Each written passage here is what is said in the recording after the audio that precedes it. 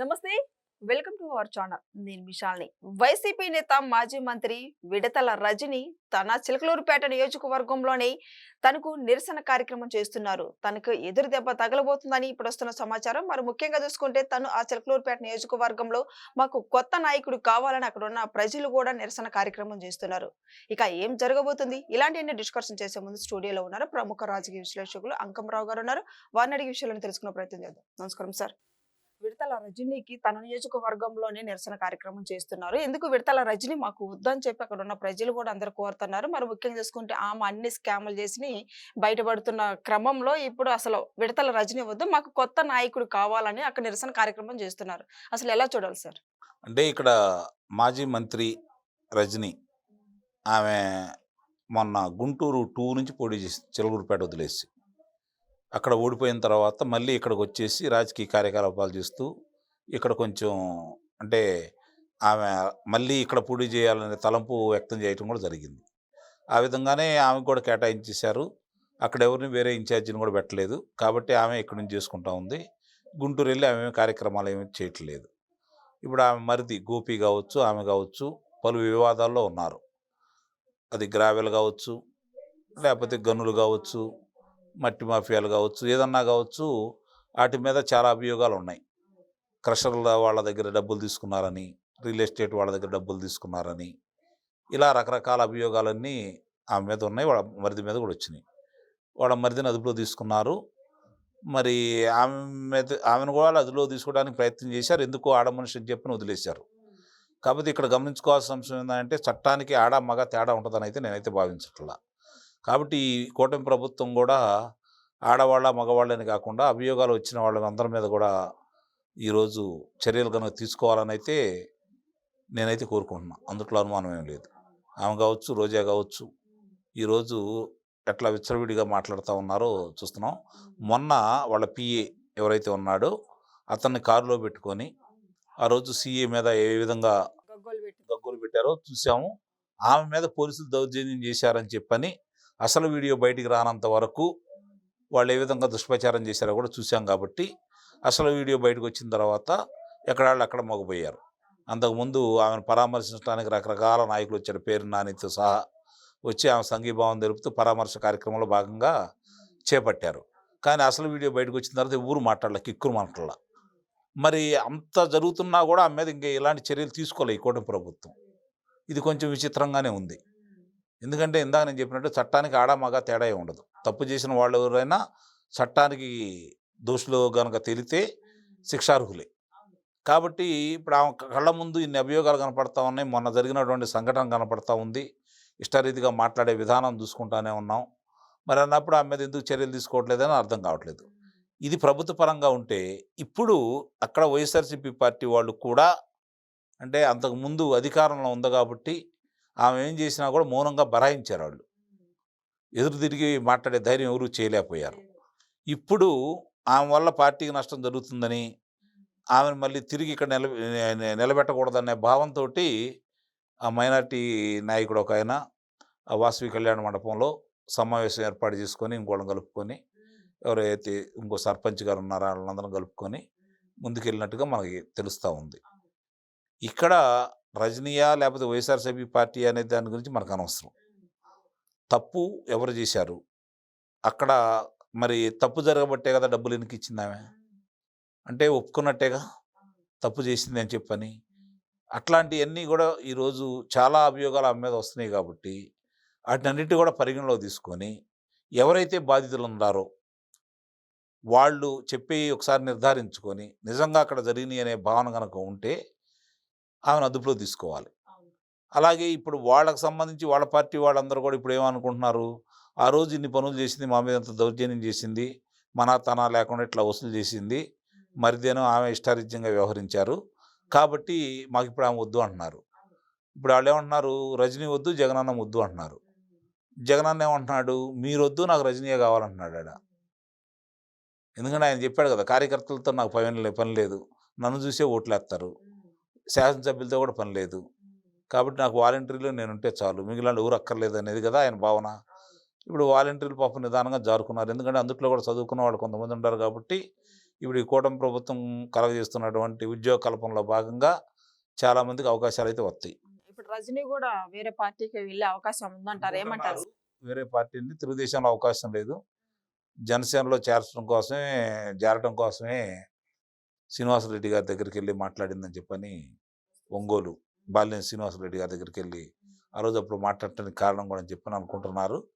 కానీ ఏదైనా సరే రాజకీయంలో ఒక స్థాయిలో ఉండే వ్యక్తులు ఎప్పుడు కూడా అధికారం కోసమే వెంపర్లాడుతూ ఉంటారు. అధికారం ఏ పార్టీకి వస్తుందనుకుంటే ఆ పార్టీకి వెళ్తూ ఉంటారు. ఇప్పుడు భవిష్యత్తు లేదనే భావన రజనీకి వచ్చింది కాబట్టి ఆమె వేరే పార్టీలోకి మారడానికి అవకాశం ఉంటే ఉండొచ్చు. అంటే ఆ పార్టీలు వీళ్ళకి అవకాశం ఇస్తారా లేదని మాత్రమే చూసుకోవాలి. వాళ్ళు కూడా ఈ ఒక్కొక్క కుంభకోణాలు ఒక్కడి మీద బయటకు వస్తూ ఉంటే వాళ్ళు వీళ్ళని తీసుకునే క్రమంలో కొంచెం ఆలోచిస్తున్నారని అయితే నేను భావిస్తున్నా. కాబట్టి అంత తొందరగా ఇలాంటి వాళ్ళని చేర్చుకుంటారని అయితే నేనైతే కోరుకోవట్లేదు, భావించట్లేదు కూడా. చూడాలి. అంటే అక్కడ చిలకలూరిపేట చాలా విభిన్నమైంది, గమనించుకోవాలి. 1985లో సోమిపల్లి సాంబయ్య గారిని గెలిపించారు, తెలుగుదేశం అధికారంలోకి వచ్చింది. ఆ తర్వాత జయమ్మ గారిని గెలిపించారు, కందిమళ్ళ జయమ్మ గారిని 89లో. ఆ రోజు అధికారంలోకి రాల తెలుగుదేశం పార్టీ. మళ్ళీ 94లో మళ్ళీ సోమిపల్లి సాంబయ్య గారు గెలిచారు. 99లో పుల్లారావు గారు గెలిచారు. అంటే విభిన్నంగా ఉంటారు చిలకలూరిపేట ప్రజానీకం. 2009లో కూడా ఈయన గెలిచాడు, పుల్లారావు గారు. కాబట్టి ఇక్కడ గమనించుకోవాల్సిన అంశం ఏంటంటే అంతకుముందు ఇప్పుడు అనే భావన అనేది అక్కడైతే ఉండదు. వాళ్ళు కొంచెం విభిన్నంగా ఆలోచిస్తూ ఉంటారు. వాళ్ళకి అందుబాటులో ఎవరున్నారు, లేదంటే అధికారంలో ఉన్న పార్టీ ఏం చేసిందనే దాని గురించి చూసుకుంటూ ఉంటారు. వ్యక్తులు కూడా కొంత ఉపయోగపడతారు. ఇప్పుడు ఈ రజనీ అనే ఆమె మీద వాళ్ళ కార్యకర్తలకే వ్యక్తిగతంగా కూడా ఎవరికి సదభిప్రాయం లేదు కాబట్టి ఆమెని మార్చాలని వాడు కోరుకున్నా కూడా అధినాయకుడు ఆమె ఉండాలని కోరుకుంటున్నాడు కాబట్టి వీళ్ళ గురించి పట్టించుకుంటాడని అయితే నేనైతే భావించను. వాళ్ళు ఎంతగా కొట్లాడుకున్నా కూడా కూటమి ప్రభుత్వం ఆలోచించుకోవాల్సింది వాళ్ళ గురించి అసలు పట్టించుకోవద్దు. మీ చర్యలు మీరు తీసుకోవాలి. మీ క్రమంలో భాగంగా వాళ్ళ మీద ఉన్న అభియోగాలను తీసుకుని వస్తూ ఉంటే వాళ్ళే రాజకీయ సమాధి అవుతారు. అది మీరు చట్టపరంగా తీసుకుంటే చాలు. ఇప్పుడు ఆ పార్టీ వాళ్ళ గురించి ఆలోచించుకోవాల్సిన పని లేదు. ఏదైనా సరే ఒకటి, అక్కడ ఉన్న బాధితులందరికీ కూడా ఎవరైతే ఆమె ద్వారా బాధితులు ఉన్నారో, దగ్గరైతే ఆమె డబ్బులు వసూలు చేసిందో వాళ్ళకి డబ్బులు ఇప్పించగలిగితే మీరు మేలు చేసిన వాళ్ళు అవుతారు. ఇప్పటికే కొంతమందికి వెళ్ళినాయి, మిగిలిన వాళ్ళందరికీ కూడా ఇప్పించగలిగితే మేలు చేసిన వాళ్ళు అవుతారని అయితే నేను భావిస్తాను. సరే, రజనీ నియోజకవర్గంలోని ఇప్పుడు రజనీని వద్దంటున్నారు, మరి ఎవరు నాయకుడు కావాలని కోరుతున్నారని, ఎవరంటే మీరేం చెప్తారు సార్? అంటే అక్కడ ఒకళ్ళు కాదు, వాళ్ళు మారుస్తూ ఉన్నారు కదా. మన కాటి మనోహర్ ఆయన తీసుకుని వచ్చారు, ఆయన గుంటూరు మేయరు, ఆయన తీసుకుని వచ్చారు.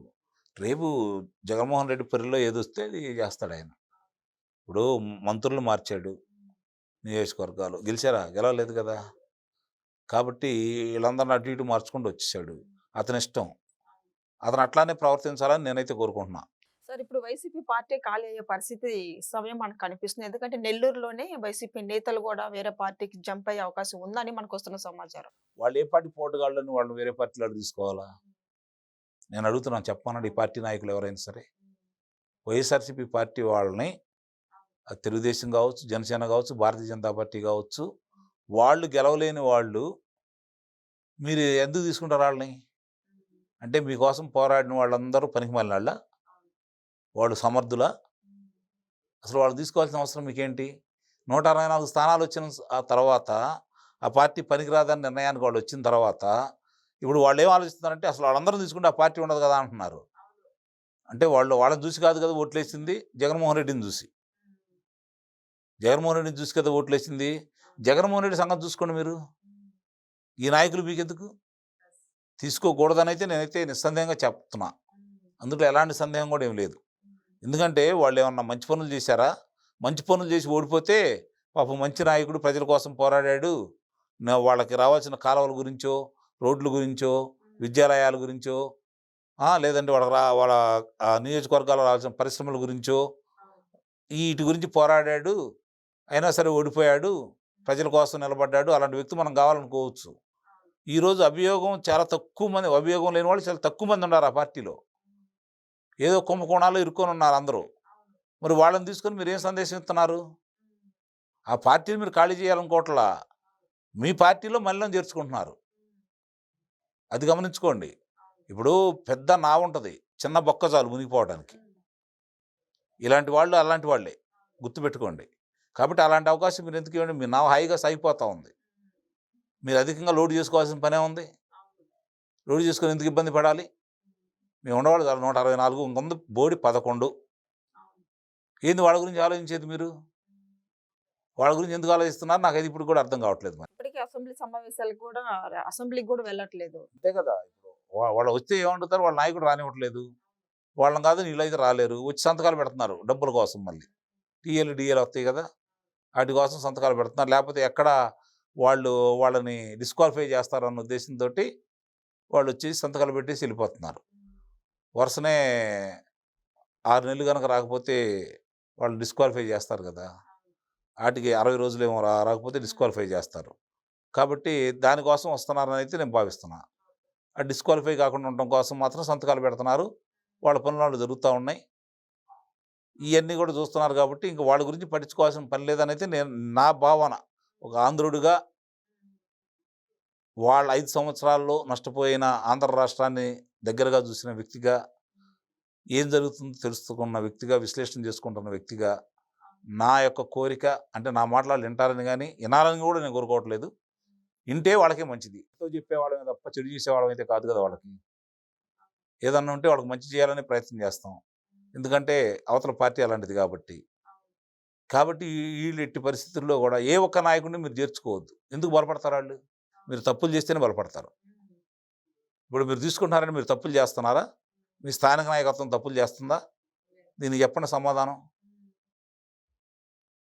ప్రతి వాళ్ళు మేము బలోపేతం కావాలి అంటే ఎందుకు బలోపేతం అవుతారు? సమాంతరంగా అక్కడ ఉన్నటువంటి ఇంకోళ్ళని తీసుకొచ్చారనుకోండి. ఇప్పుడు ఓడిపోయిన శాసనసభ్యుడు ఆ పార్టీ అతను. గెలిచిన శాసనసభ్యుడు మీ కూటమి. ఇవాళ భారతీయ జనతా పార్టీ, జనసేన ఉంది. మేము బలపడాలి అనుకుంటే కార్యకర్తలను తీసుకోండి. నాయకుల వాళ్ళు మీరు ఎట్లా బలపడతారు? ఏ నాయకుడు గెలిపించలేదే. కార్యకర్తలే కదా గెలిపించేది. ప్రజల్లో మంచి పనులు చేసి అభిమానాన్ని సంపాదించుకోండి. మరి వాళ్ళ రాజకీయాలు ఏంటో అర్థం కావట్లేదు. ఆంధ్ర రాష్ట్రానికి ప్రజలు స్పష్టమైన తీర్పు ఇచ్చారు. ముందు వాళ్ళని గౌరవించండి. నిస్సందేహంగా మేలు జరిగిద్దని అయితే నేను భావిస్తున్నాను. సో ఇదంతా చూశారు కదా, ఇక చిలకలూరుపేట నియోజకవర్గంలో రజనీకి ఎదురు దెబ్బ తగలబోతుంది. మాకు రజనీ వద్దు, కొత్త నాయకుడు కావాలని అక్కడ ఉన్న ప్రజలు కూడా కోరుతున్నారు. నిరసన కార్యక్రమం చేస్తున్నారు. ఏం జరుగుతుందో నెక్స్ట్ వీడియోలో తెలుసు. Thank you sir.